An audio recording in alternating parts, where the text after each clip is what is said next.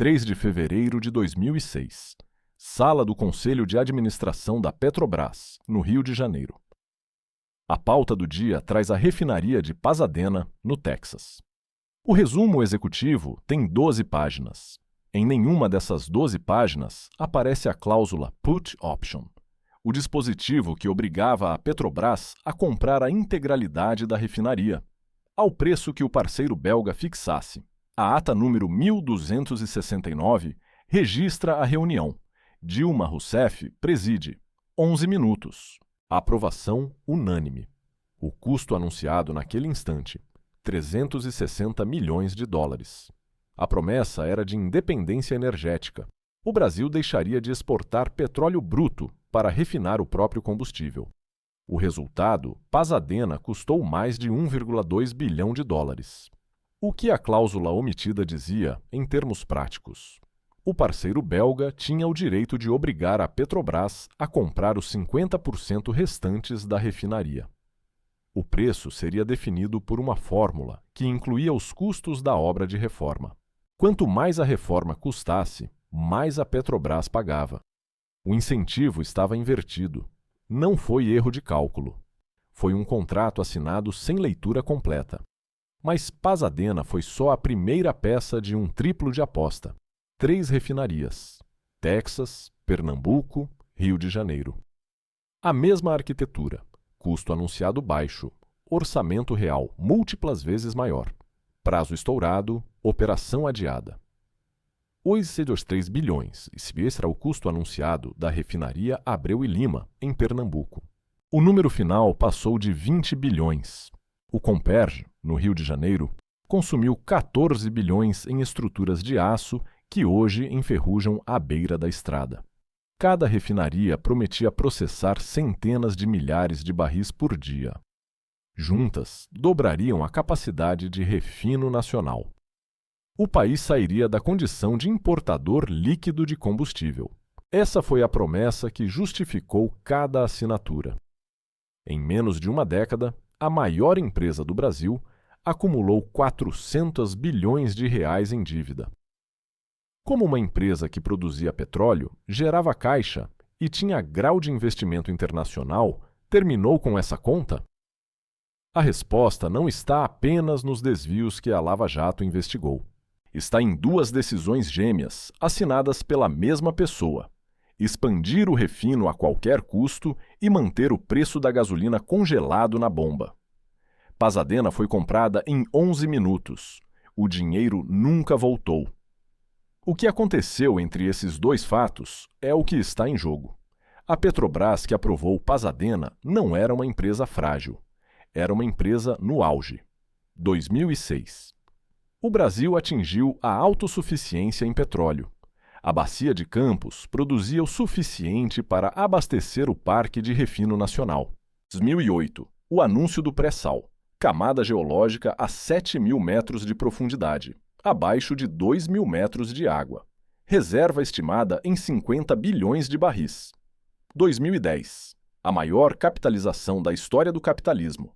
120 bilhões de reais entraram no caixa numa única operação. A empresa empregava 80 mil pessoas. Operava plataformas, dutos, terminais, refinarias, navios. Tinha grau de investimento das 3 maiores agências de classificação de risco do mundo. O balanço de 2010 registrava lucro líquido de 35 bilhões de reais. O parque de refino existente, no entanto, não dava conta de transformar aquele óleo em gasolina, diesel e querosene de aviação. O plano era construir 3 refinarias gigantes: Pasadena, no exterior, Abreu e Lima, em Pernambuco, Comperj, no Rio. Em Suape, o canteiro de obras da Abreu e Lima cobria uma área equivalente a 500 campos de futebol. Em Itaboraí, o Comperj surgia como uma cidade industrial. Milhares de operários, alojamentos, restaurantes de obra, trânsito pesado na BR-101. O caldeireiro soldador de Itaboraí sabia quando a junta de 30 polegadas estava perfeita pela cor da chama do arco elétrico: azul-branco no centro, dourado na borda. O ensaio metalográfico só confirmava o que o olho já tinha visto. Ele trabalhava em turno com macacão resistente a chamas, e a soldagem de alta pressão que ele fazia era a soldagem que mantinha os vasos de pressão da refinaria inteiros sob 300 graus. Sem essa mão, a estrutura não fecha. Sem essa mão, não há refino. O conhecimento que ele carregava não estava em manual. Estava nas mãos. 15 anos de obra para chegar àquela precisão, e a refinaria inteira dependia dela. A soldagem de alta pressão não admite a aproximação. O vaso de pressão que falha mata. O pré-sal prometia 50 bilhões de barris. O refino que deveria processá-los já consumia mais do que os poços valiam. Dilma Rousseff chegou à Petrobras pela porta técnica. Ministra de Minas e Energia de 2003 a 2005. Presidente do Conselho de Administração da Petrobras no mesmo período. Depois Casa Civil. Depois Presidente da República. Era economista de formação. Tinha passado pela Secretaria da Fazenda do Rio Grande do Sul e pelo Ministério de Minas e Energia. Conhecia o setor elétrico. O setor de óleo e gás, aprendeu no cargo. Nunca tinha administrado uma obra de engenharia industrial. O cargo lhe dava o poder de aprovar, não a obrigação de executar. A trajetória é a do PAC, Programa de Aceleração do Crescimento, lançado em 2007 sob coordenação de Dilma na Casa Civil. A lógica era simples. O Estado investiria em infraestrutura para sustentar demanda, emprego e indústria nacional. O refino entrou no pacote como peça estratégica. Importar combustível era enviar dólares para fora. Refinar em casa era soberania. O contexto favorecia a aposta. O barril de petróleo subia. Estava a $70 em 2007, a 140 em 2008. O pré-sal abria um horizonte de décadas de produção. O crédito internacional era barato. O real estava valorizado. Tudo conspirava para o sim. O PAC não era só cronograma, era conteúdo local. Cada refinaria trazia cláusulas que obrigavam a compra de equipamentos e serviços brasileiros. Estaleiros, siderúrgicas, montadoras. A intenção declarada: transformar o capital da obra em emprego industrial nacional. Havia um limite. Refinaria não é obra de edifício. É equipamento de alta pressão operando a 300 graus, com especificação técnica rigorosa e fornecedores globais especializados. Forçar fornecedor nacional, onde não havia capacidade, elevou o custo, atrasou o cronograma e empurrou a engenharia básica para trás. A obra começou com o projeto ainda em desenho. Os fornecedores nacionais que não tinham capacidade recebiam o contrato e terceirizavam para os internacionais, com margem embutida. O custo subia 2 vezes. Dilma presidiu a reunião de Pasadena. Dilma chefiou a Casa Civil quando o PAC acelerou Abreu e Lima e Comperj. Já como presidenta, a partir de 2011, decidiu congelar o preço do combustível na bomba, o que obrigaria a Petrobras a importar gasolina e diesel a preço internacional e revender a preço congelado no vermelho. A visão era desenvolvimentista, a prioridade era industrial. A viabilidade técnica veio depois. O que ainda falta saber é se alguém, antes do primeiro aporte bilionário, avisou que a conta não fechava. O Tribunal de Contas da União abriu auditoria nas obras de Abreu e Lima e do Comperj antes do primeiro bilhão desembolsado. O que encontrou está em 2 acórdãos, ambos de 2008. Acórdão 1254, de maio.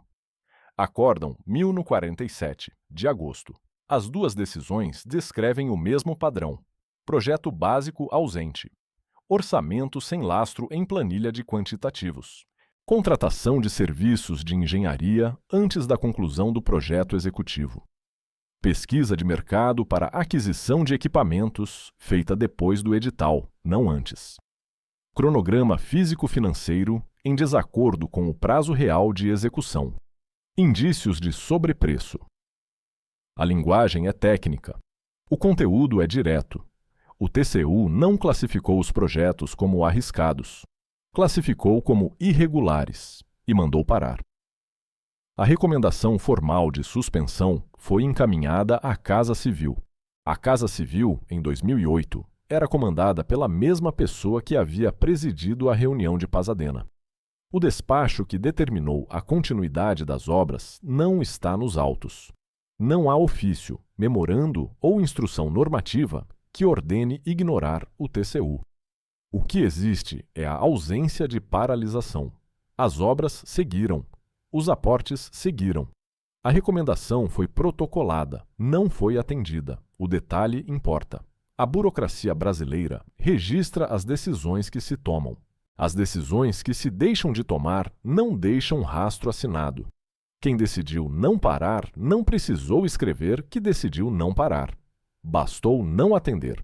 No mesmo ano de 2008, o barril de petróleo chegou a $147.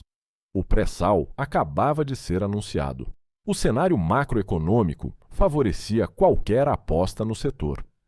Sustar uma refinaria diante daquela curva de preço exigia convicção contrária. E a convicção contrária era exatamente o que o TCU havia formalizado em papel. O papel entrou. A resposta não veio. A partir de 2009, os acréscimos orçamentários se sucederam. Abreu e Lima passou de 2,3 para 4 bilhões de dólares, depois 10, depois 14, depois 20. Comperge seguiu a mesma trajetória. Cada reajuste passou pelo Conselho de Administração. Cada reajuste foi aprovado. O TCU reiterou os alertas em inspeções posteriores. Os alertas foram reiterados. As obras foram reiteradas. Não houve um único momento de virada. Houve uma sequência de aprovações que, somadas, construíram o que os acórdãos previram. O aviso não foi profecia, foi diagnóstico de engenharia. E morreu na mesma via que o trouxe, o trâmite administrativo. O TCU formalizou em 2008. Projetos sem engenharia básica, orçamento sem lastro. O aviso foi protocolado, foi ignorado. A tesoura tem 2 lâminas. As 2 foram acionadas pela mesma autoridade. Lâmina 1. Investimento. Abreu e Lima saiu de 2,3 bilhões de dólares para mais de 20. Comperge, de 6,5 para 14. Pasadena, de 360 milhões para 1,2 bilhão. As 3 obras juntas passaram de pouco mais de 9 bilhões de dólares, anunciados para algo próximo de 35 bilhões de dólares executados. Cada bilhão adicional entrou como dívida, não como capital próprio. A Petrobras já tinha se capitalizado em 2010, e aquele caixa foi consumido nos primeiros anos. O restante veio de empréstimo, em dólar. Lâmina 2. Preço. A partir de 2011, a gasolina e o diesel vendidos nos postos brasileiros passaram a ter preço fixado por decisão política. A Petrobras, responsável pelo abastecimento, importava o barril a preço internacional, em dólar, e revendia a distribuição a preço congelado, em real. Quando o preço internacional subia e o congelamento não acompanhava, a margem virava negativa. A empresa pagava mais pelo produto do que cobrava por ele. Em 2014, com o barril acima de $100 e o litro da gasolina congelado há 3 anos, a Petrobras perdia dinheiro em cada litro importado. E tinha que importar. O parque de refino nacional, mesmo com as novas refinarias em construção, não cobria a demanda. O mecanismo é simples de descrever e brutal de operar. A empresa tomava dívida em dólar para construir refinarias que atrasavam. Tomava dívida em dólar para importar combustível, que revendia no vermelho. Pagava juros sobre o capital que entrava. Pagava prejuízo sobre o produto que saía. As 2 lâminas se fechavam no mesmo caixa. A dívida líquida da Petrobras saiu de 192 bilhões de reais em 2013 para 283 bilhões em 2014. Em 2015, alcançou 400 bilhões, cerca de 100 bilhões de dólares. O balanço de 2014 registrou prejuízo líquido de 21 bilhões de reais. O de 2015, de 35 bilhões. Foram os 2 piores resultados da história da empresa.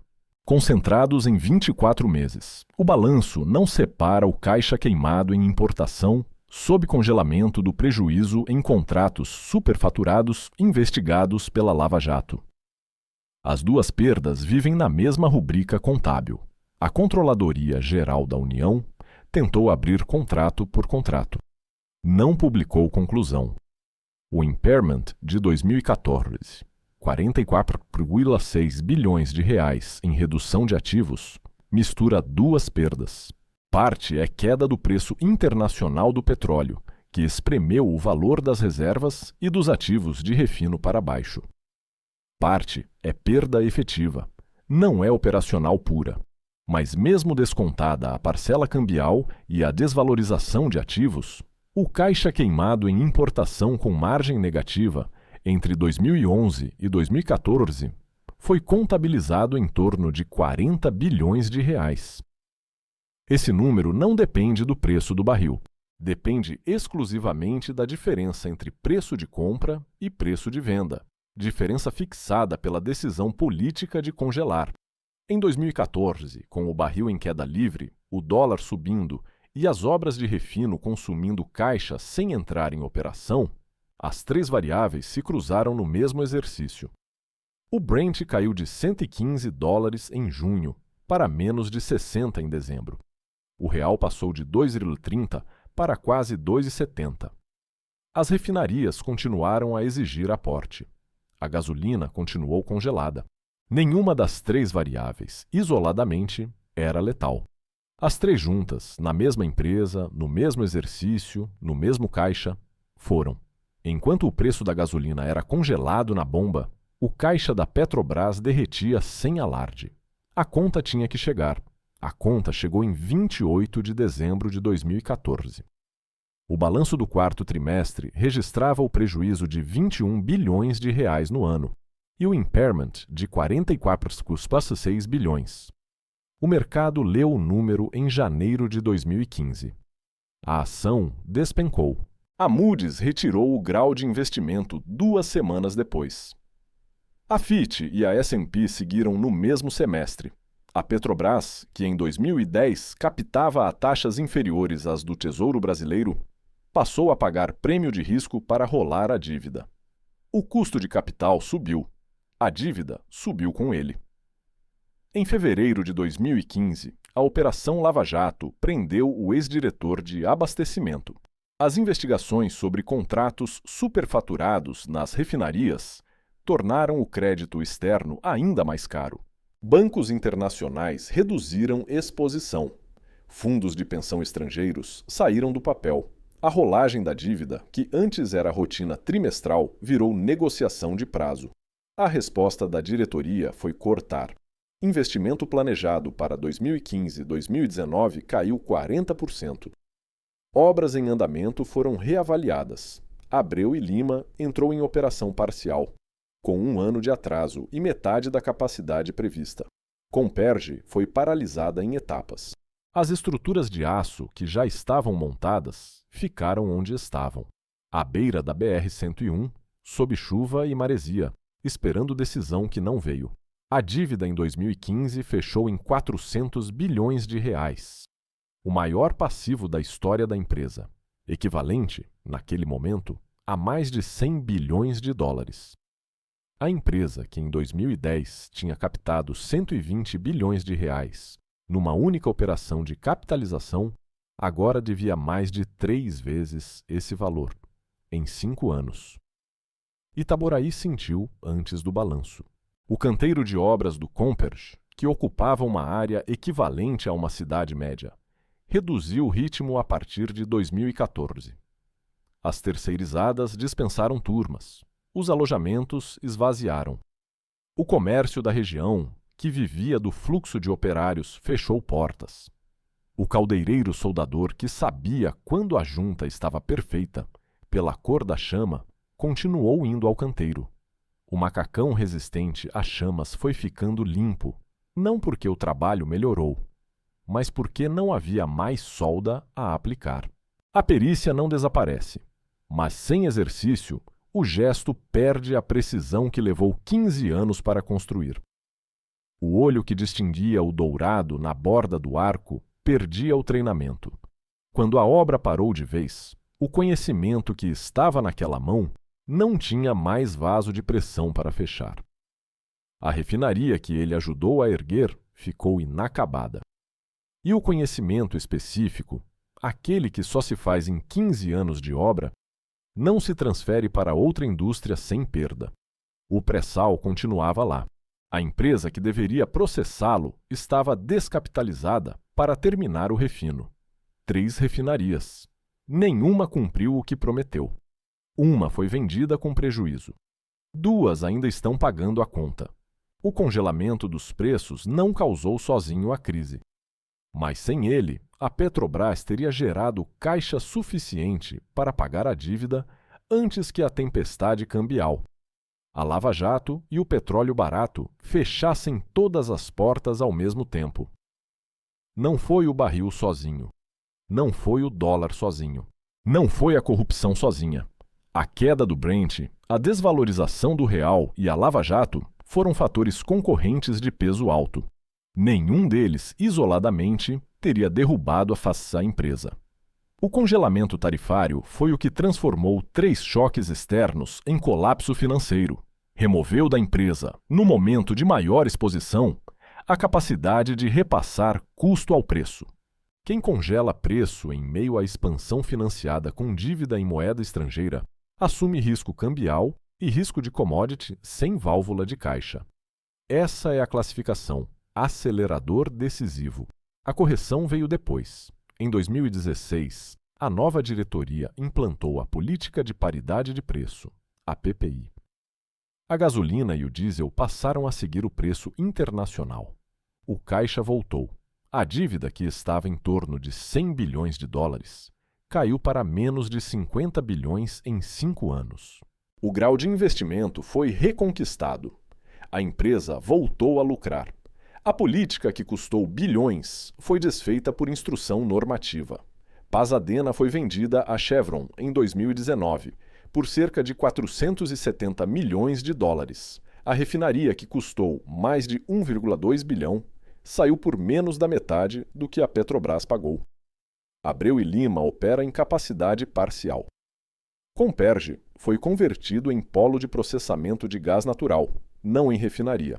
As estruturas de aço que enferrujavam a beira da estrada foram reaproveitadas em parte.